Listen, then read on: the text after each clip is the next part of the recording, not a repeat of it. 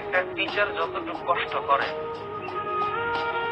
একটা স্টুডেন্টকে তার চেয়ে 3 গুণ বেশি কষ্ট করতে হবে যদি সে জীবনে ভালো করতে চায়।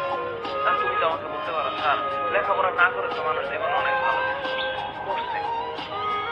স্যার অনেক স্টুডেন্ট তো জীবনে স্কুলেই যায় না, তাও তো স্যার অনেক ভালো কিছু করছে। এখন প্রশ্ন হচ্ছে অন্য জায়গায়, তর্ক করলে অনেক করা যাবে। এখন তাহলে আমি তোমাকে প্রশ্ন করবো, তাহলে ভালোর মানে কি? আর প্রথম প্রশ্ন, ভালো করছে, ভালো মানে কি? আমারে তোমরা তো জানো না যে এভরিডে আমি অন্তত পক্ষে 150 পড়েছি, অ্যাটলিস্ট মানে মিনিমাম 150টা ফোন, এভারেজ উপরে নিচের কথা বললাম। প্রতিদিন স্টুডেন্ট ফোন দেওয়া অজস্র জায়গা থেকে আমাকে বলে, স্যার আমি ভালো করতে চাই, জীবনে অনেক ভালো করতে চাই। আমি প্রশ্ন করি, কি ভালো করতে চান? মানে what is the definition of ভালো?